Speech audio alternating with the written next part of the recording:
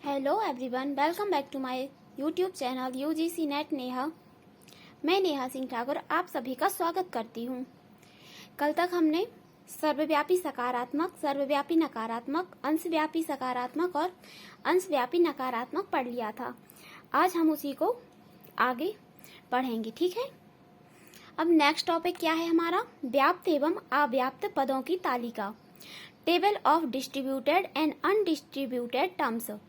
इसमें सर्वव्यापी सकारात्मक ए, सर्वव्यापी नकारात्मक ई, अंशव्यापी सकारात्मक आई और अंशव्यापी नकारात्मक ओ, इन सभी में रिलेशन देखेंगे।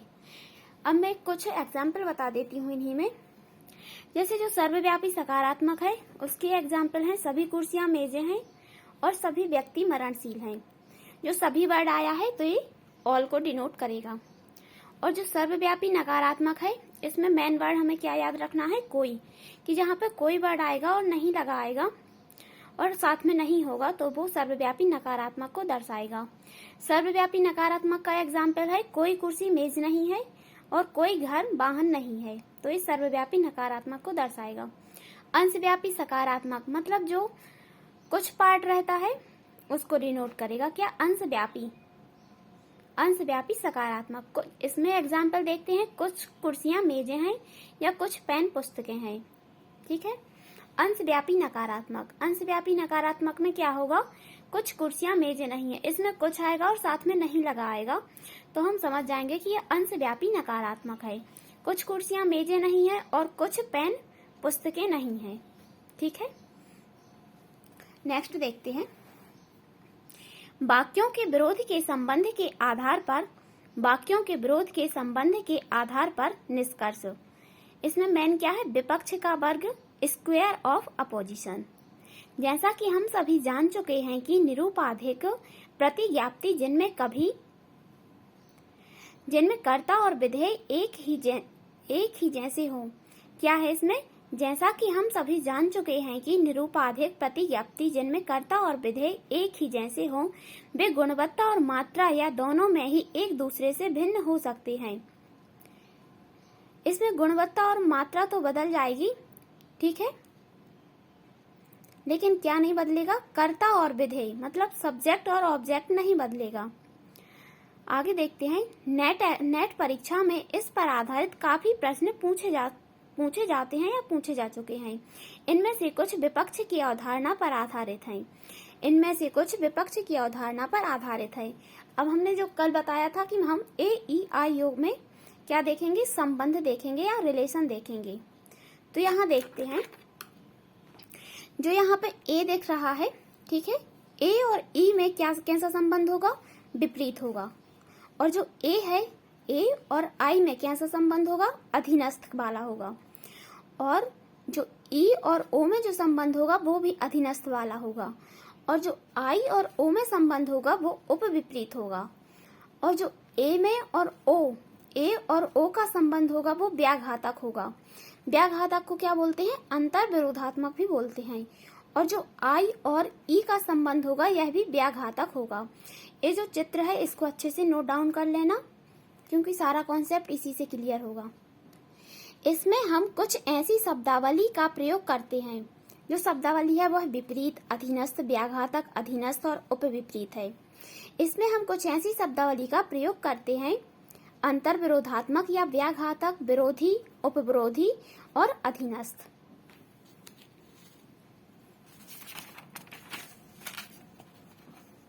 अब हम एक एक को अलग अलग देख लेते हैं।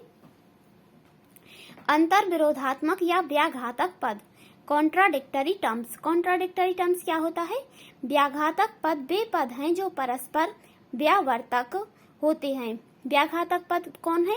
वे पद हैं जो परस्पर व्यावर्तक होते हैं तथा जिनसे सभी निर्देश समाप्त हो जाते हैं।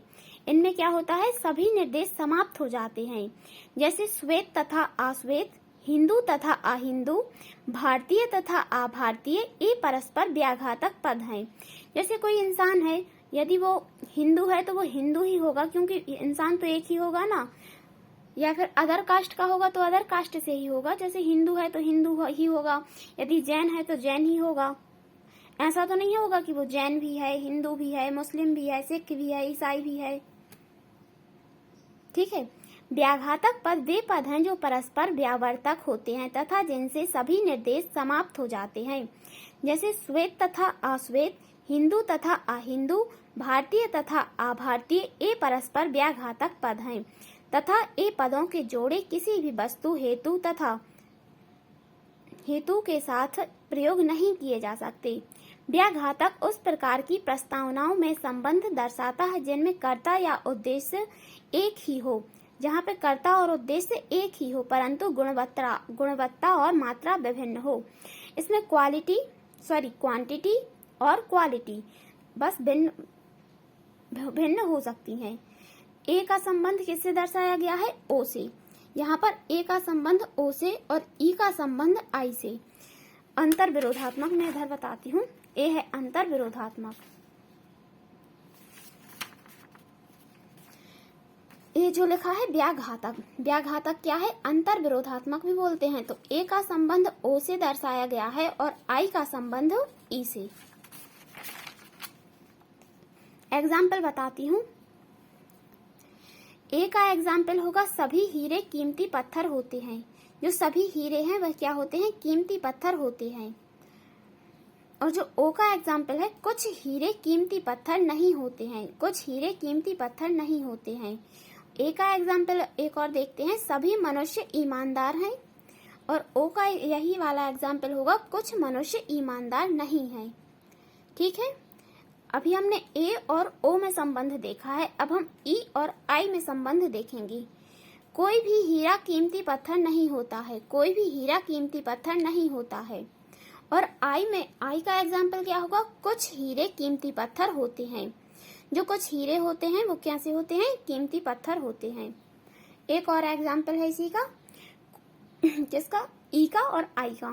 कोई भी मनुष्य ईमानदार नहीं है, कोई भी मनुष्य ईमानदार नहीं है। और आई का एग्जाम्पल है इसी में, कुछ मनुष्य ईमानदार होते हैं। क्या है?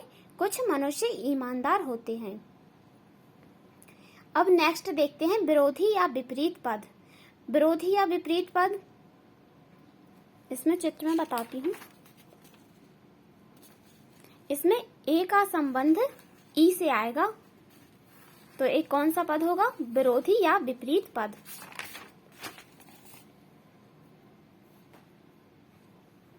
विरोधी या विपरीत पद कॉन्ट्रैरी टर्म्स। कॉन्ट्रैरी टर्म्स विपरीत पद वे हैं जिनके माध्यम से निर्दिष्ट वस्तुओं में अधिक से अधिक विषमता होती है। विपरीत पद वे हैं जिनके माध्यम से निर्दिष्ट वस्तुओं में अधिक से अधिक विषमता होती है, जैसे काला तथा सफेद, बुद्धिमान तथा मूर्ख, सबल तथा निर्बल, सुखी तथा दुखी आदि। ये पद साथ ही साथ किसी उद्देश्य के विषय में लागू नहीं किए जा सकते। यह विरोध या विपरीतता उन प्रस्तावनाओं के बीच होती है जब दोनों में सर्वव्यापक मात्रा होती है। क्या होता है? सर्वव्यापक मात्रा होती है, परंतु एक प्रस्तावना कर्ता के विधेय को स्वीकार करती है और दूसरी उसको नकारती है। इसमें रिलेशन किसका किसका होगा? ए का और ई का। ए का एग्जाम्पल है सभी मनुष्य ईमानदार हैं। क्या होगा? सभी मनुष्य ईमानदार हैं। और ई में क्या होगा? कोई मनुष्य ईमानदार नहीं है। ई में क्या है? कोई मनुष्य ईमानदार नहीं है। फिर नेक्स्ट देखते हैं उप विरोधी या उप विपरीत, सब कॉन्ट्रेरीज। सब कॉन्ट्रेरीज पहले मैं डायग्राम बता देती हूँ। कौन सा? उप विपरीत, सब कॉन्ट्रेरीज। इसमें आई का संबंध ओ से बताया गया है। आई और ओ में कैसा संबंध होगा? उप विपरीत। अब इधर देखते हैं, यह उन दो अंशव्यापी प्रस्तावनाओं के बीच संबंध दर्शाता है। यह उन दो अंशव्यापी प्रस्तावनाओं के बीच संबंध दर्शाता है जिनका समान कर्ता और विधेय हो परंतु गुणवत्ता विभिन्न हो। इसमें कर्ता और विधेय दोनों समान होंगे परंतु गुणवत्ता मतलब क्वालिटी विभिन्न होगी। अंशव्यापी सकारात्मक, इसमें अंशव्यापी सकारात्मक और अंशव्यापी नकारात्मक एक दूसरे के उपविरोधी हैं। इसमें आई का और ओ का संबंध बताया गया है। कुछ न्यायाधीश अधिवक्ता हैं, और ओ में क्या होगा कि कुछ न्यायाधीश अधिवक्ता नहीं हैं। फिर क्या देखते हैं, अधीनस्थ देखते हैं। सब अल्टरेशन इस प्रकार की प्रस्तावनाओं में संबंध दर्शाता है जिनमें कर्ता और विधेय समान हो। अधीनस्थ मतलब कि सब अल्टरनेशन। सब अल्टरनेशन में क्या होगा, इस प्रकार की प्रस्तावनाओं के में संबंध दर्शाता है जिनमें कर्ता और विधेय समान हो परंतु मात्रा विभिन्न हो। इसमें कर्ता और विधेय तो समान होगा परंतु मात्रा विभिन्न होगी। इसमें ए का संबंध आई से और ई का संबंध ओ से बताया जाएगा। यदि सर्वव्यापी मान्य क्या बोला गया है कि यदि सर्वव्यापी मान्य या वैध हो तो उसका एक भाग अर्थात अंशव्यापी भी मान्य ही होगा। सभी भारतीय आध्यात्मिक हैं। जब सभी भारतीय आध्यात्मिक होंगे तो कुछ भारतीय ऑब्वियस है कि आध्यात्मिक होंगे, तो इसमें आई का क्या एग्जाम्पल है, कुछ भारतीय आध्यात्मिक हैं।